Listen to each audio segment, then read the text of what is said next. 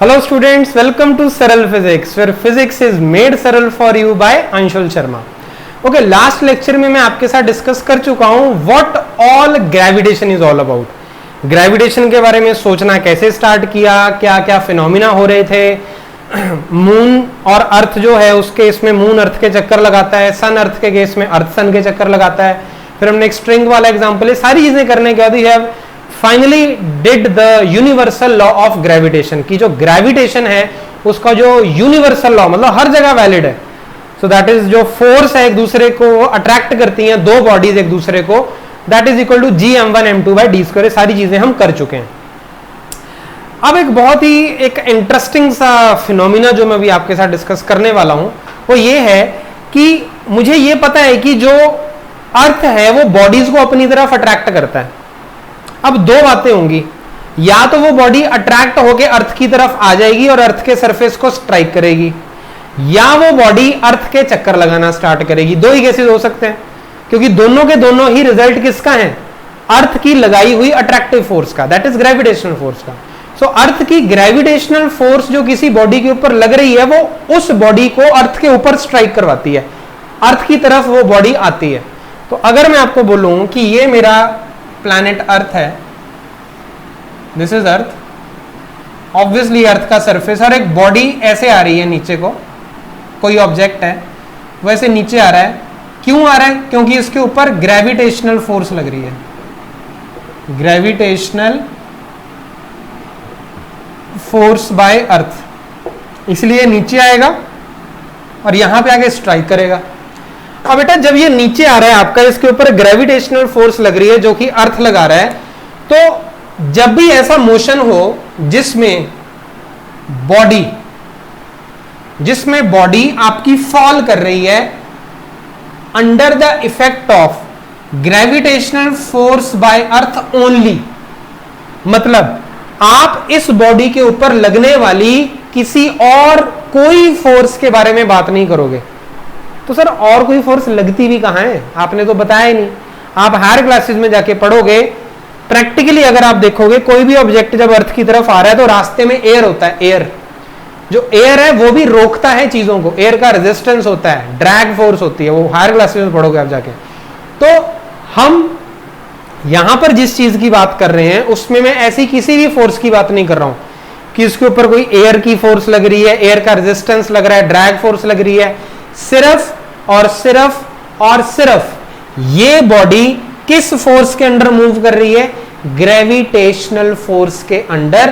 That means ये body free है बाकी सारी फोर्सेस से, और ये बॉडी जब फॉल करती है बाकी सारी फोर्सेस से फ्री होकर, एक्सेप्ट एक ही फोर्स इसके ऊपर लग रही है, ग्रेविटेशनल फोर्स, क्योंकि ये फॉल करते हुए फ्री है बाकी सभी फोर्सेस से, इसीलिए ऐसे मोशन को हम बोलते हैं फ्री फॉल।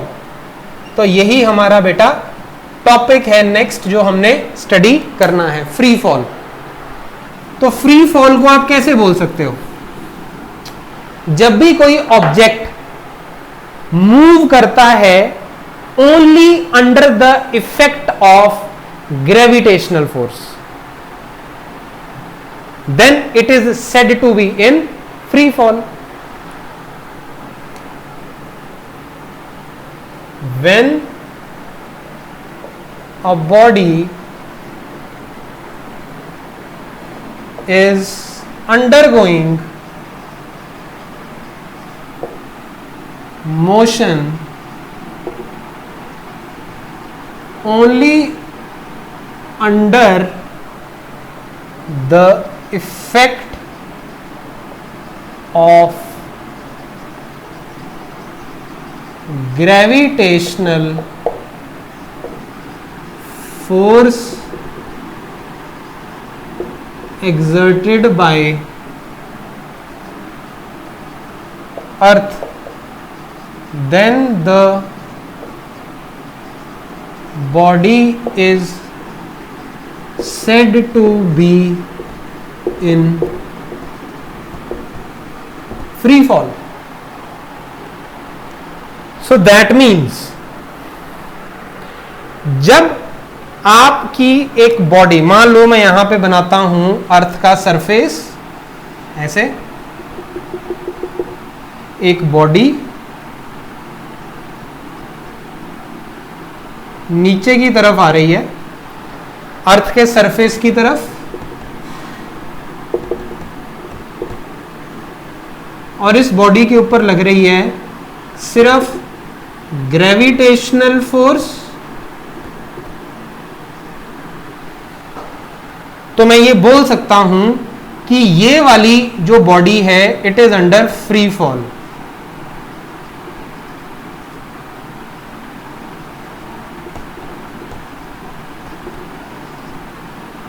अच्छा, एक बात मेरे को बताओ कि जब भी एक बॉडी ऐसे नीचे फॉल करती है, नीचे फॉल कर रही है, तो उस केस में इसकी जो स्पीड होती है क्या वो चेंज करती है? मैंने एक बॉल ली और उसको ऐसे ड्रॉप किया, नीचे जा रही है वो। My first question to you, is it under free fall? Yes sir, if we neglect all the forces and consider only the gravitational force exerted by the earth, then I will say that it is under free fall. Okay, fine, correct. क्या इस free fall के दौरान इस body की speed change कर रही है? Yes और नो? यस कर रही है, क्योंकि जब मैंने इसको यहां से ऐसे ड्रॉप किया तो शुरू में इसकी स्पीड थी 0, वेलोसिटी थी 0, पर जैसे ये सरफेस पे स्ट्राइक करती है जाके तो किसी स्पीड के साथ करती है, मान लो 50, 60, 70।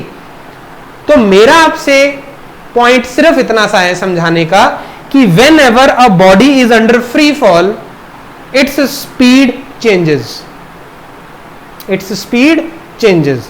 स्पीड अगर चेंज हो रही है तो सिंपल सा इसका मतलब है there must be an acceleration, क्योंकि स्पीड को चेंज करवाने का एक ही जरिया है acceleration, and if there is acceleration then there must be a force acting on it. बिल्कुल सही बात है सर, सारी चीजें कनेक्ट हो रही हैं पीछे जो चैप्टर्स में पढ़ी हैं। And if there is a force acting on it there must be some type of force, and that type is gravitational force. तो इसका मतलब है बॉडी जो फ्री फॉल कर रही है उसकी स्पीड को चेंज कौन करता है? Gravitational force. और न्यूटन के सेकेंड लॉ से मुझे पता है कि जो फोर्स होती है that is mass into acceleration, और यहां पर जो एक्सेलरेशन ग्रेविटेशनल फोर्स की वजह से इस बॉडी पे लग रही है उसको हम बोलते हैं एक्सेलरेशन ड्यू टू ग्रेविटी। तो इन सारी चीजों को साफ साफ हम करके लिखना स्टार्ट करते हैं यहाँ पे। क्लियर है? तो ये लाइन तो आई थिंक चलो सीधी बन गई, आज देख लेते हैं इसको। सीधी बनी है नहीं बनी? थोड़ी सी टेढ़ी बन गई, चलो कोई बात नहीं। When body is in free fall, comma, its speed changes due to gravitational force which accelerates body.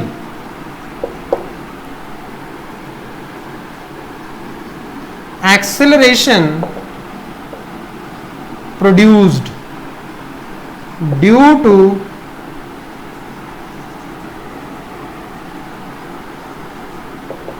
gravitational force is called as, इसका एक नाम रखा हमने acceleration due to gravity. It is represented by small g. तो जो acceleration gravitational force की वजह से लग रही है, किसके ऊपर? जो एक्सेलरेशन ग्रेविटेशनल फोर्स की वजह से लग रही है बॉडी के ऊपर, वो एक्सेलरेशन को हमने नाम दिया एक अलग, that is acceleration due to gravity, g. तो अब मुझे पता है कि अगर इस बॉडी का मास m है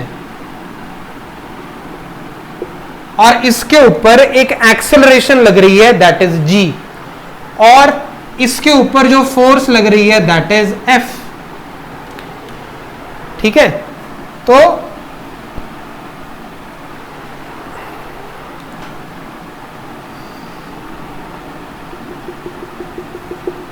चलो अब बना दी मैंने सीधी लाइन। तो इस बॉडी का मास है m, इसके ऊपर लग रही है ग्रेविटेशनल फोर्स F, और ये F इस m में एक एक्सेलरेशन प्रोड्यूस कर रही है जिसको हमने नाम दिया small g। So from Newton's second law,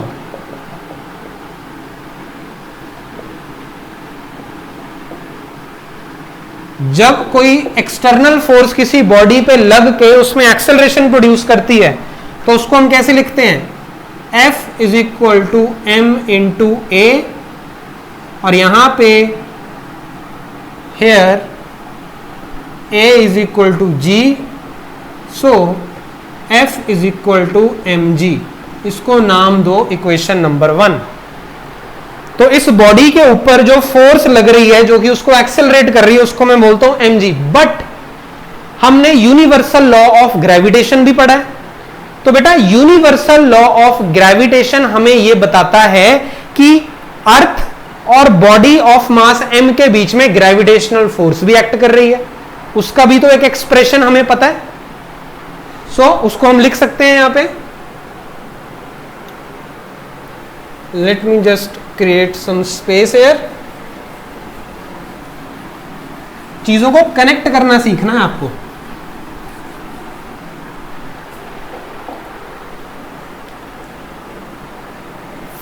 from universal law of gravitation, force of attraction between body of mass m and earth of mass capital M,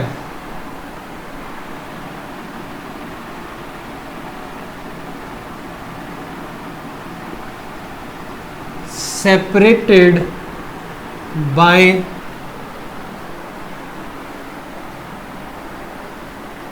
distance d is given as, कैसे diagram बनेगा इसका, ये मैं बनाता हूं अर्थ जो कि circle नहीं बन पाया इसलिए मैं उसको दोबारा से बनाऊंगा। चलो बेटर, ये सेंटर है अर्थ का, इसका मास m है और ये मेरी बॉडी है यहाँ पे, और बॉडी और सेंटर ऑफ अर्थ के बीच का जो डिस्टेंस है वो है d, और अर्थ का जो अपना रेडियस है उसको हम मान लेते हैं r। ठीक है, अब क्या है कि is given as F is equal to G m upon d square. अब ध्यान से सुनना मेरी बात,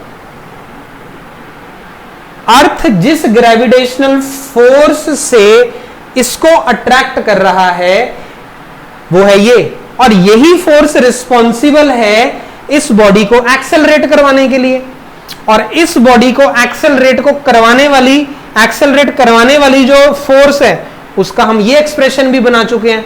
तो कहने का मतलब है जो एक्सप्रेशन मुझे इक्वेशन 1 दे रहा है फोर्स का mg, और जो एक्सप्रेशन मुझे इक्वेशन 2 दे रहा है F का, ये दोनों एक ही बात है, एक ही चीज है, एक ही फोर्स है। ये फोर्स इसको एक्सेलरेट करवा रही है। क्यों एक्सेलरेट करवा रही है? क्योंकि अर्थ इसको अट्रैक्ट कर रहा है। अर्थ इसको कितनी फोर्स से अट्रैक्ट करता है? मेरे पास एक और तरीका है इस फोर्स तक पहुंचने का, that is universal law of gravitation, F is equal to G M M upon D square, equating 1 and 2। तो यहां से mg is equal to G M M upon D square, M से एम कैंसिल हो गया तो G हो जाएगा आपका G M upon D square. So this means acceleration due to gravity, तो ये एक्सेलरेशन ड्यू टू ग्रेविटी जो है that is ji is equal to G M upon D square. तो जिस फोर्स से ये अर्थ सरफेस यहां पे इसको अट्रैक्ट कर रहा था दैट इज एम जी, हमने उसको इससे इक्वेट किया, इक्वेट करने के बाद g is equal to G M upon D square. तो ये है एक्सेलरेशन ड्यू टू ग्रेविटी का वो वाला एक्सप्रेशन जो मुझे एक्सेलरेशन ड्यू टू ग्रेविटी की वैल्यू देता है जब आप अर्थ के सेंटर से एक ऑब्जेक्ट को रखते हो डी डिस्टेंस दूर। अब प्रैक्टिकली बात करते हैं, जो हम न्यूमेरिकल्स करते हैं, हमने बॉल को ऊपर फेंका या हम बिल्डिंग पे चढ़ गए, छलांग लगा दी, या बिल्डिंग से हमने किसी बॉल को नीचे फेंक दिया, तो उस केस में बेटा जो बिल्डिंग की हाइट है या जिस हाइट तक हमने बॉल को ऐसे फेंका, जो डिस्टेंस प्रैक्टिकल हम ट्रेवल करवाते हैं अपने न्यूमेरिकल्स वगैरह को करने के लिए, वो बहुत ही ज्यादा कम होता है as compared to the radius of the earth. तो मैं क्या कर सकता हूं, इस d को r के इक्वल एज्यूम कर सकता हूं जब मेरे जो प्रैक्टिकल केसेस होते हैं जिसमें मैं बॉल को थ्रो कर रहा हूं फॉर प्रैक्टिकल पर्पसेस, जब मेरी ये हाइट जो है अर्थ के, ये अर्थ का सरफेस है, ये वाला, ये अर्थ का वो वाला सरफेस है जो यहां पे मैंने ड्रॉ किया है, ये वाला। तो प्रैक्टिकली ये जो हाइट्स होती हैं बहुत ही कम होती हैं as compare to radius of earth. Radius of earth कितना होता है? रेडियस ऑफ अर्थ होता है आपका 6400 किलोमीटर, और आपकी ये जो हाइट्स होती हैं कितनी होती हैं? 10 metre, 20 metre, 50 metre, 100 metre, 1 kilometre लगा लो, ज्यादा से ज्यादा वो भी नहीं होगा। तो 1 किलोमीटर के को आप निग्लेक्ट कर सकते हो जब आप उसको 6400 किलोमीटर से कंपेयर करोगे। तो इसीलिए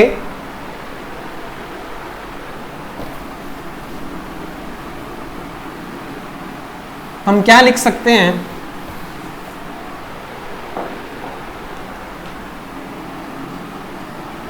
for small values of height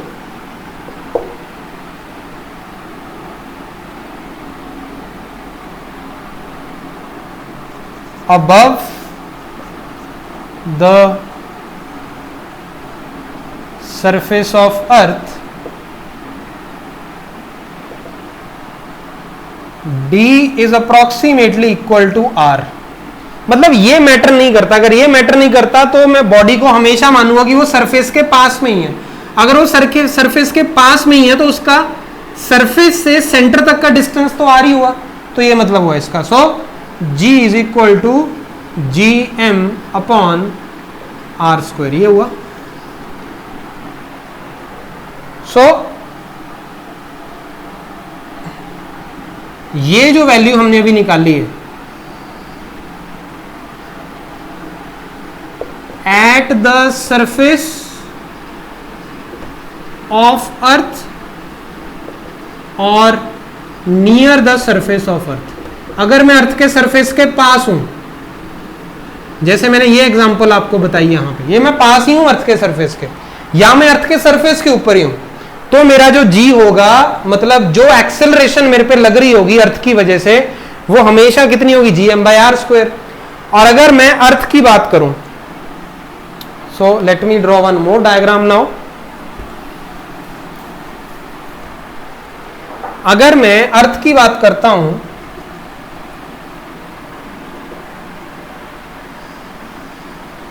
अर्थ की शेप कुछ ऐसी होती है कि जो ये इक्वेटर होता है और ये पोल होता है, इक्वेटर। तो ये वाला जो रेडियस होता है, रेडियस ऑफ इक्वेटर, और ये होता है रेडियस ऑफ पोल। तो radius of equator is greater than radius of pole. तो जी इक्वेटर पे कितना होगा? जी एम तो सेम ही रहेगा, G M mass of earth upon R E square, और जी एट पोल्स कितना होगा? G M upon R P square. अब आर ई आर पी से बड़ा है, आर ई आर पी से बड़ा है, तो जी ई की वैल्यू कम आ जाएगी। So g e is less than g p. So जो एक्सेलरेशन ड्यू टू ग्रेविटी है वो पोल पे आपको ज्यादा मिलती है और इक्वेटर पे आपको कम मिलती है। तो ये आप याद रखोगे ये वाला पॉइंट, क्योंकि रेडियस ऑफ इक्वेटर, इक्वेटोरियल मतलब इक्वेटर पे जो रेडियस है अर्थ का, अर्थ ओवल शेप में है, परफेक्ट राउंड नहीं है। तो इक्वेटर पे जो रेडियस है और पोल पे जो रेडियस है उसमें डिफरेंस है। इक्वेटर का रेडियस ज्यादा है, पोल का कम है। तो इवेंचुअली जी की वैल्यू जो होगी वो इक्वेटर पे कम हो जाएगी, पोल पे ज्यादा, क्योंकि वो इनवर्स स्क्वायर को फॉलो करता है। Just write it down. हाँ जी, तो इसको हम ऐसे लिख सकते हैं, value of G is more at poles as compared to equator. समझ में आई बात? ओके। तो प्रैक्टिकली जब हम न्यूमेरिकल्स करते हैं तो हम इसी एक्सप्रेशन को यूज करते हैं। कैसे करेंगे? जी की वैल्यू हमें पता है कितनी थी, याद करो, याद होनी चाहिए आपको, 6.673 10 to -11। Mass of earth 6 × 10⁻²4, radius of earth 6400 kilometre. तो जब भी मैं बात करूंगा सरफेस ऑफ अर्थ पे या नियर द सरफेस ऑफ अर्थ, मतलब थोड़ी सी हाइट है जिसको मैं निगलेक्ट कर सकता हूं, उस केस में मुझे जी की वैल्यू डालनी है, एम की वैल्यू डालनी है और आर की वैल्यू डालनी है। तो मेरे पास जी आ जाएगा और मैं उसको यूज कर सकता हूं एक्सेलरेशन अगर मुझे निकालनी है। तो इसका मतलब मैं हर बार इनकी कैलकुलेशन करूंगा, एक बार करके रख लेते हैं कैलकुलेशन। क्यों? क्योंकि जी की वैल्यू फिक्स है, universal gravitational constant. Mass of अर्थ भी फिक्स है, अर्थ का मास तो सेम ही रहता है, रेडियस ऑफ अर्थ भी फिक्स है। That means surface of earth पे या near the surface of earth g की वैल्यू फिक्स हो गई और उसी जी को हम यूज करते रहेंगे। तो कैलकुलेट कर सकते हैं हम जी की वैल्यू को। तो चलो कर लेते हैं। टॉपिक है आपका calculation of the value of ji.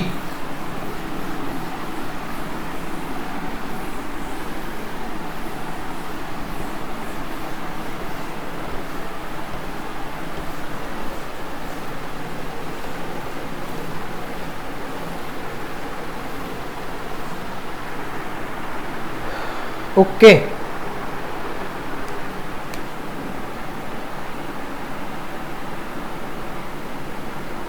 Calculation of value of ji.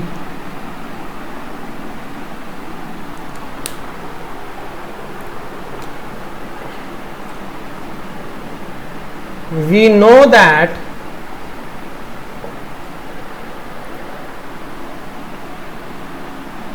for bodies at or near the surface of earth,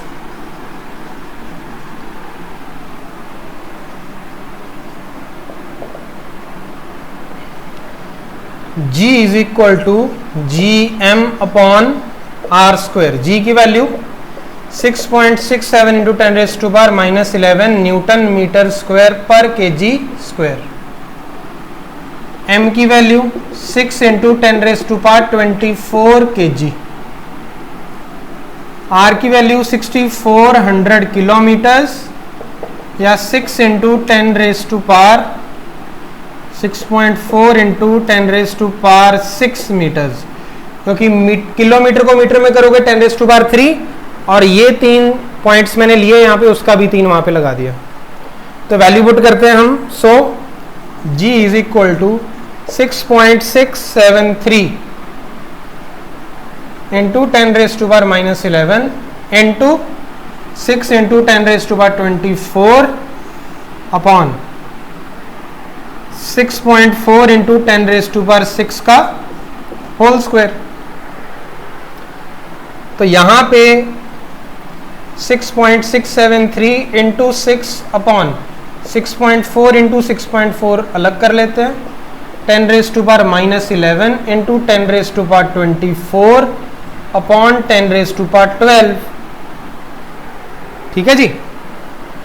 so this comes out to be 6.673 into 6 upon 6.4 into 6.4 into ये 12 ऊपर जाएगा तो 11 में 12 add करोगे -23 plus 24, तो into 10 आ जाएगा ये। सो अब आपको सॉल्व करना है 6.673 into 60 upon 6.4 into 6.4। I leave it to you, इसको सॉल्व करोगे आएगी वैल्यू 9.8। हेंस जी की वैल्यू कितनी आई? 9.8 मीटर पर सेकेंड स्क्वायर। इसको बेटा एक फॉर्मूला की तरह, मंत्र की तरह रट लो, याद कर लो, क्योंकि न्यूमेरिकल्स में इसका डायरेक्ट यूज करते हैं हम कि जी की वैल्यू कितनी है 9। और जी है क्या? एक्सेलरेशन ही तो है, एक्सेलरेशन ही तो है। तो this is that G, just write it down. चलो अब आगे हम देखते हैं कि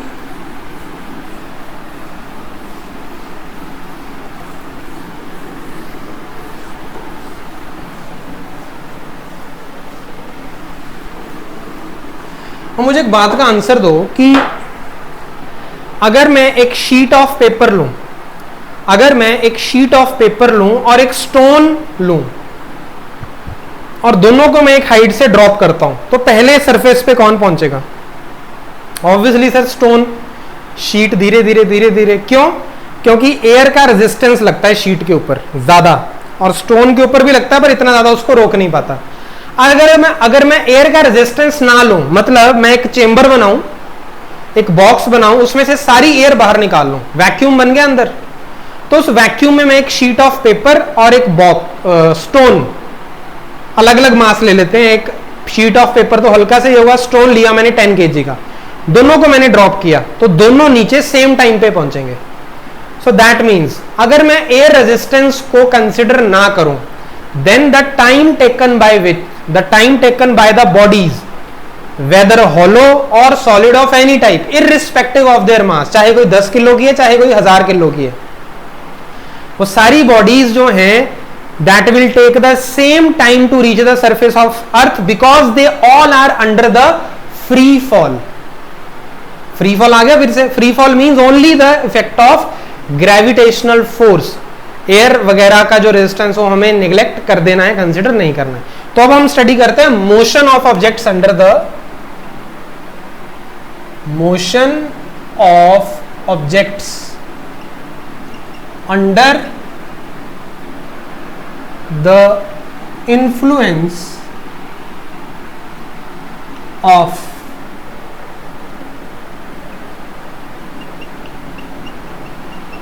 gravitational force of earth.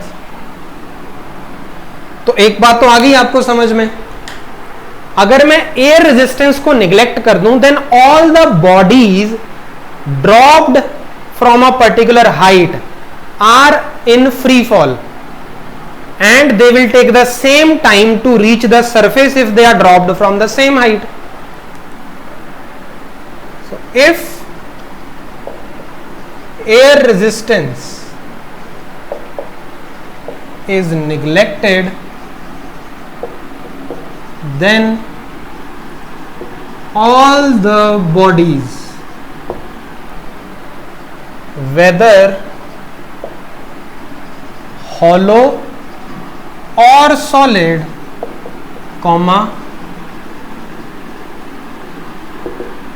irrespective of their mass,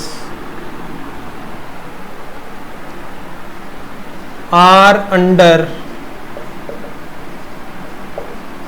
free fall. और फ्री फॉल में जो एक्सेलरेशन लगती है उसको क्या बोलते हैं? Acceleration due to gravity. They take same time to reach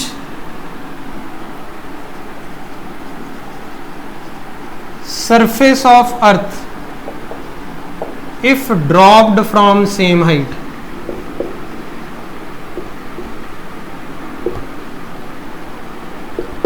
अच्छा, एक बात तो पक्की हो गई कि जो फ्री फॉल होती है उसमें जो एक्सेलरेशन लगती है वो क्या होती है? एक्सेलरेशन ड्यू टू ग्रेविटी होती है.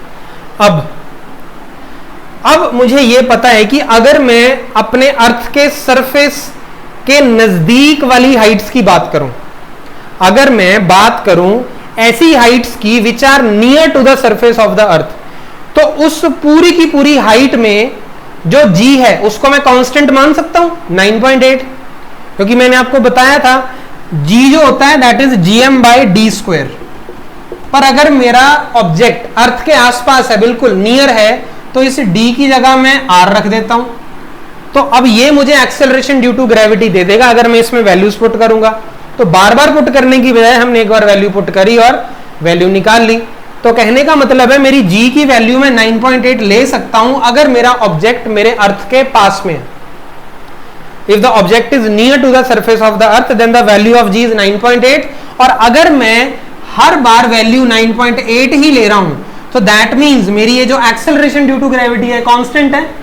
अगर मेरी एक्सेलरेशन कांस्टेंट है तो मैं वो तीन इक्वेशंस लगा सकता हूं, equations for uniformly accelerated motion, बिल्कुल। बस उसमें हम एक ही जगह क्या पुट कर देंगे जी, एज सिंपल एज दैट। तो चलो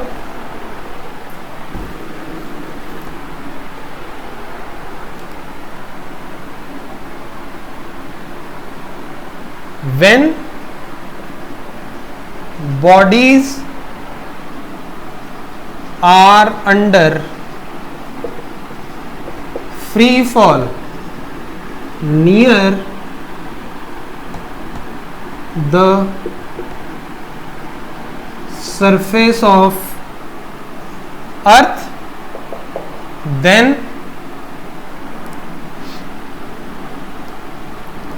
value of g is constant,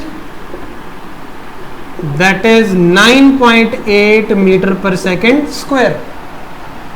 अगर वैल्यू ऑफ g कांस्टेंट है सो हम यूनिफॉर्मली एक्सेलरेटेड मोशन की इक्वेशंस लगा सकते हैं, क्योंकि वो तभी लगती है जब एक्सेलरेशन कांस्टेंट होती है। Hence we can use equations of motion for this, replace a by g।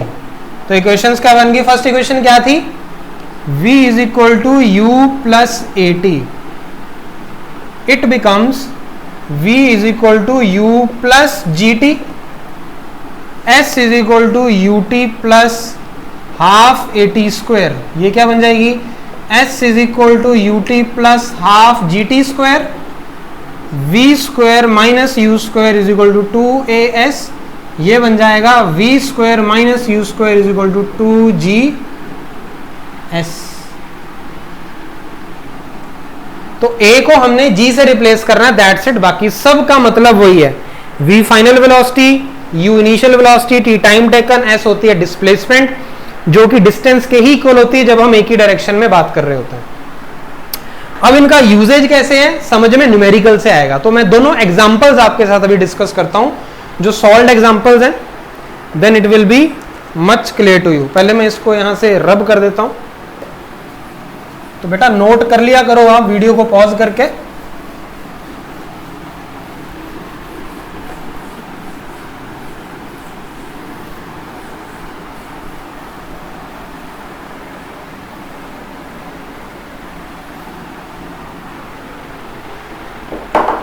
Okay, question read कर रहा हूं मैं। A car falls off a ledge and drops to the ground. Let g is equal to 10 metre पर second square. What is the speed on striking the ground? Average speed during the 0.5 seconds and how high is the ledge from the ground? How high is the ledge from the ground? इन चीजों के बारे में आपको बताना है। तो मैं लिख देता हूं यहां पे क्या क्या वैल्यूज हमें यहां पे दे रखी हैं।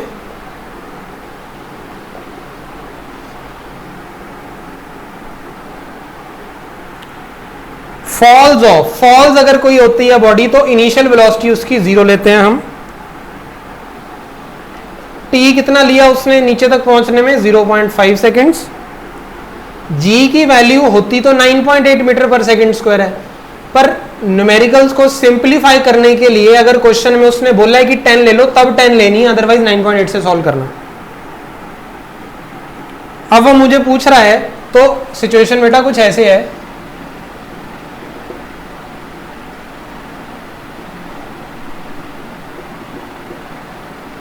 एक गाड़ी थी,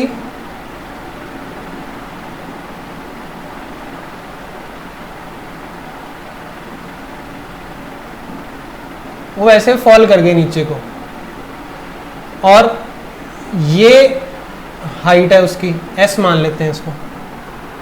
तो पहले वो मेरे से पूछ रहा है speed on striking the ground, speed on striking the ground. That means जब कार ऊपर से नीचे आएगी तो कितनी स्पीड से नीचे स्ट्राइक करेगी। अब मेरे पास इक्वेशंस कौन कौन सी हैं, v is equal to U plus G T, S is equal to U T plus half G T square, V square minus U square is equal to 2gS। अब मुझे निकालना है कि कितनी स्पीड से उसने स्ट्राइक किया। तो यहाँ पे u तो उसका 0 है, और यहाँ पे कितने से उसने स्ट्राइक किया वो होगा v, मुझे नहीं पता कितने से किया, पर इस जर्नी में उसने टाइम लिया 0.5 सेकेंड्स। तो मैं क्या कौन सी इक्वेशन लगाऊं, फर्स्ट लग जाएगी v is equal to U plus G T. तो v is equal to 0 plus 10 into 0.5, तो v is equal to 5 metre पर सेकेंड, सिंपल। तो कितनी स्पीड से वो स्ट्राइक करेगा, 5 मीटर पर सेकेंड से। सेकेंड पूछ रहा है आपसे कि एवरेज स्पीड बताओ, एवरेज स्पीड। अच्छा, एवरेज स्पीड को तो सुनते ही आपके माइंड में आया होगा total distance upon total time.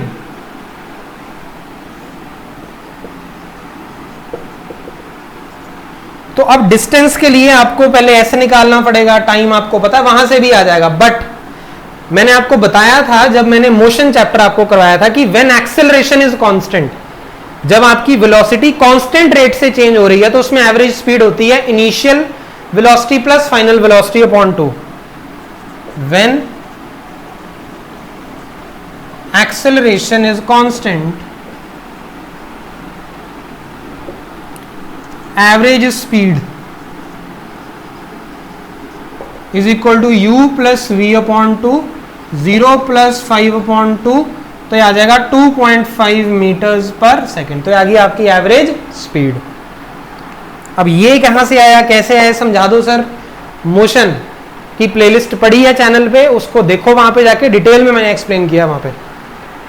How high is the ledge from the ground, height पूछ रहा है वो आपसे ये वाली।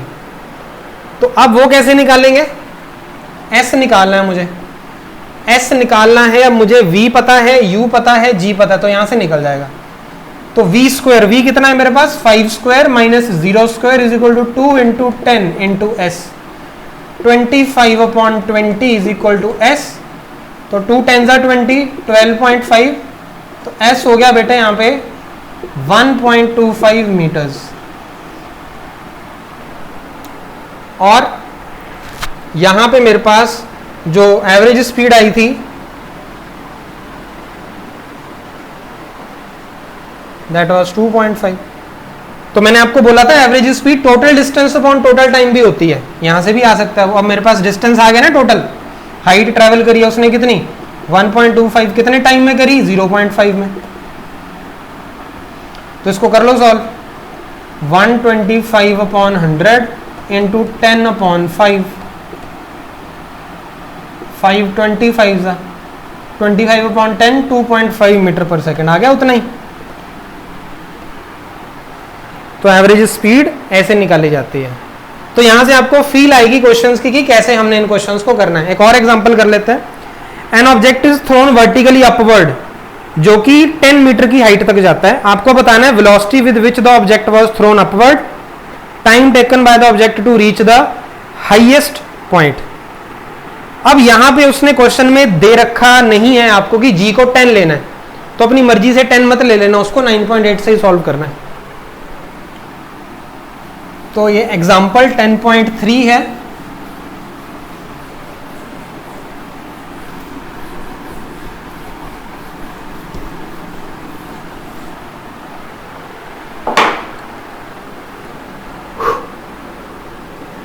.3 में एक ऑब्जेक्ट को वर्टिकली अपवर्ड थ्रो किया आपने,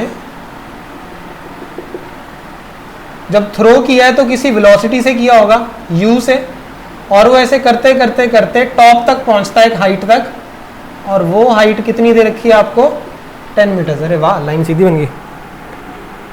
अब बताना है आपको velocity with which it was thrown upwards. अच्छा, टॉप पे जब वो रुकेगा जाके तो v 0 हो जाएगा, ये s आपको पता है। तो फर्स्ट पार्ट सॉल्व करने के लिए v square is equal to U square plus 2gs लगेगा। अब v की वैल्यू टॉप पे पहुंच के 0, किससे थ्रो किया आपने पता नहीं, वही तो निकालना है, प्लस 2 इंटू 9.8 इंटू s कितना दे रखा है आपको 10। क्या सही किया मैंने यहाँ पे, सोचो कुछ गड़बड़ तो नहीं कर दी बेटा। जब बॉडी आपकी ऊपर जा रही है पर एक्सेलरेशन तो हमेशा नीचे ही लगेगी, अर्थ तो हमेशा आपको नीचे ही खींच रहा है। तो जब आपका मोशन अपवर्ड होता है, मोशन जब आपका अपवर्ड होता है तो उस केस में अगर आपके ऊपर एक्सेलरेशन नीचे लग रही है तो आप उसकी वैल्यू माइनस लोगे। मतलब अगर ये बॉल आपकी ऊपर जा रही है पर जी तो हमेशा नीचे ही लगेगा, और अगर बॉल आपकी नीचे आती है तो जी तो तब भी नीचे लगेगा। मतलब जी को कोई लेना देना नहीं है, आप ऊपर जा रहे हो नीचे जा रहे हो, जी ने हमेशा नीचे लगना। तो अब यहाँ पे मैं ऊपर वाला मोशन डिस्कस कर रहा हूं, तो जी को आपको नेगेटिव लेना पड़ेगा क्योंकि वो रोक रहा है, बॉल को रोक रहा है, तभी तो ऊपर जाके रुकेगी, और रोकने के लिए नेगेटिव एक्सेलरेशन होती है, तो minus 9.8। So 0 is equal to U square minus 9.8 into 2 होता है आपका 19.6 इंटू 10। तो इसको इधर ले आओ, इंटू 10 196 हो जाएगा। तो u स्क्वायर 196 14 का स्क्वायर होता है, तो 14 मीटर पर सेकेंड से आपने उसको थ्रो किया था। फिर पूछ रहा है time taken by the object to reach the highest point.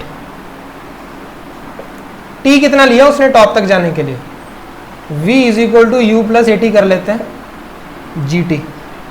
तो v 0 u 14 plus minus 9.8 into T, तो 9.8 into T is equal to 14, t is equal to 14 upon 9.8, 140 upon 98।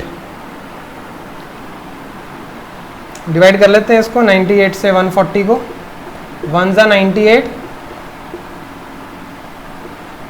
420.4 से जाएगा 8 4 जा 32, 39, 392, 9 2 280। अब जाएगा ये 98 3 जा 24, 9 से 27, 29। तो 1.42 के आसपास इसका जो आंसर है वो आएगा, 1.42 सेकेंड्स। तो इतना टाइम वो लेगा। तो कंफ्यूज नहीं होना है, और रटना तो बिल्कुल नहीं है कि जी को नेगेटिव लेना पॉजिटिव लेना, कॉन्सेप्ट पक्का रखो। अगर आपकी वेलोसिटी डिक्रीज कर रही है तो इसका मतलब नेगेटिव एक्सेलरेशन है, तो उसको नेगेटिव ले लो। ऊपर जा रहे हो जी नीचे, नेगेटिव, नीचे आ रहे हो जी अभी भी नीचे, तो पॉजिटिव, तभी तो बढ़ती है। और जब तक जी को 10 ना बोला जाए तो 9.8 लेकर ही आपको उसको सॉल्व करना है। Fine, so I hope this free fall is now clear to you.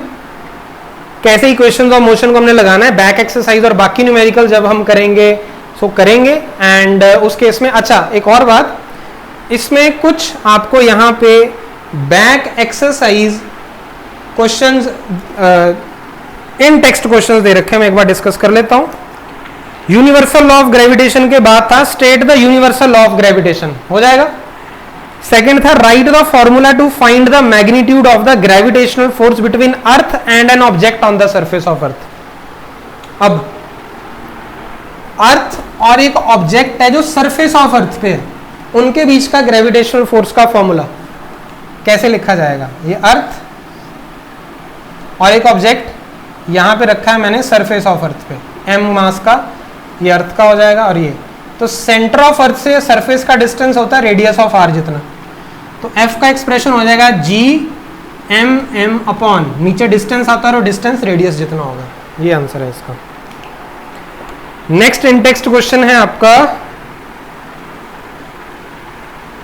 हाँ, what do you mean by free fall. Simple, when an object is moving only under the effect of gravitational force of earth, it is said to be under free fall. What do you mean by acceleration due to gravity? The acceleration produced in the body when it is under the motion due to the gravitational force exerted by the earth, that is the gravitational force. तो acceleration जो gravity की वजह से है, gravitational force की वजह से, उसको बोलते हैं acceleration due to gravity. Fine.